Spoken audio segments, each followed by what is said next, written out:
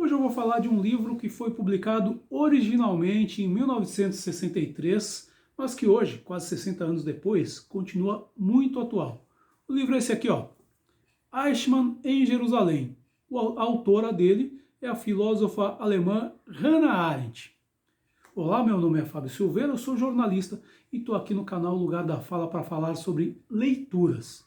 Antes de começar o vídeo, eu quero pedir para que tu se inscreva no canal e toque o sininho para receber as notificações de novos vídeos. E se tu gostar desse vídeo, eu peço que curta e compartilhe para aumentar o nosso alcance aqui no YouTube. Para começar a falar de Eichmann em Jerusalém, eu preciso começar falando sobre Hannah Arendt. Ela é uma filósofa alemã, nasceu em 1906 e na década de 30, quando os nazistas subiram ao poder, ela fugiu para a França e aí depois, quando os nazistas invadiram a França, ela teve que fugir para os Estados Unidos, onde passou o resto da vida. Hannah Arendt viveu até 1975 e dedicou boa parte do seu trabalho como filósofa a tentar compreender o totalitarismo, o nazismo. Uma das principais obras de Hannah Arendt se chama Origens do Totalitarismo, no qual ela tenta compreender a formulação de movimentos totalitários como o nazismo, o fascismo e o stalinismo. O outro personagem desse livro chama-se Adolf Eichmann.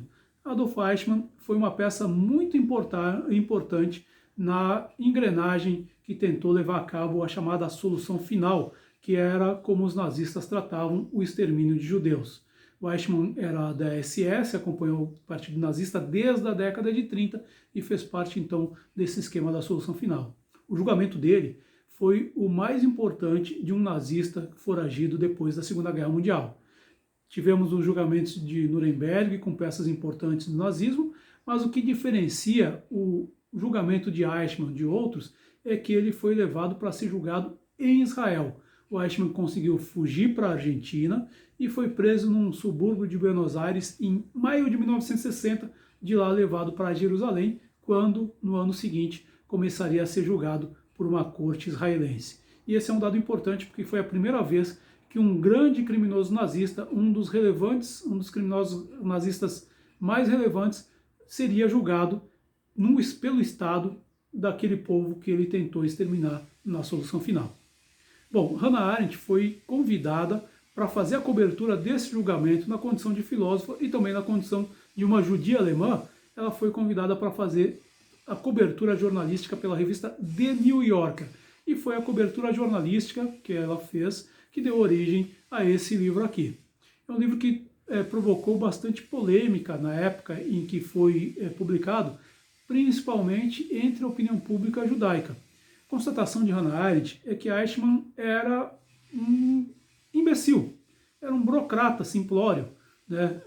Enfim, que ele conseguiu sim criar essa grande engrenagem, essa idiotice dele, essa irreflexão. Era uma pessoa que não pensava, né, que não pensava muito, que se movia por clichês, né, que se comunicava por clichês, então ele não conseguia fazer uma reflexão mais profunda e, inclusive, não conseguia, vamos dizer assim, ter uma ideia de que toda aquela busca dele por eficiência no transporte de judeus para os campos de concentração, qual era a consequência daquilo. Isso não faz dele menos criminoso.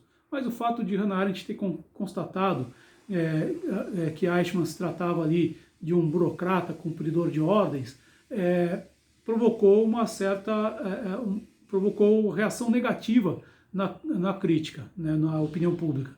Ela foi criticada por causa do que ela escreve aqui nesse livro. Outra coisa ali que também ela chama atenção no livro ela chama atenção baseada tanto nos depoimentos de Eichmann como nos processos de Nuremberg. Ela é que houve ali um certo nível de colaboração de parte da comunidade judaica com os nazistas aí para o encaminhamento das pessoas para os campos de concentração. Então tudo isso dá para a gente ter uma ideia do porquê esse livro foi tão polêmico e foi recebido com algumas críticas. Ele quebrava ali uma ideia de que estaríamos ali, né, diante de Eichmann, que seria uma das cabeças por trás da solução final. Na verdade, Eichmann era uma cabeça que seguia as ordens, principalmente de Adolf Hitler. Tanto que uma das questões é que quando a guerra aliás, já tinha virado, já estava claro que os alemães perderiam a guerra, muitos dos criminosos nazistas, eles começaram a viajar com passaportes falsos tal, e Eichmann via isso com certo desprezo. A partir do momento que Hitler se suicida ali, são 2 semanas antes do fim da guerra, mais ou menos, aí sim o Eichmann ele muda de ideia e ele também vai viajar com passaporte falso e também vai fugir. Enfim, é um livro bastante importante, é um livro que ele tem uma pegada mais jornalística e também com muitos detalhes históricos, mas obviamente ela faz ali algumas análises filosóficas também nesse livro e que é importante de ser lido e que também é importante para a gente compreender um pouco do presente que a gente está vivendo. É isso aí. Essa é a leitura que eu tenho para oferecer para vocês hoje. A minha edição aqui ela foi lançada em 1999. Aqui já é uma reimpressão que eu comprei em 2012, mas é um livro muito importante que merece ser lido. É isso aí. Volto na próxima semana aí com mais dicas de leitura. Fico por aqui. Valeu. Tchau.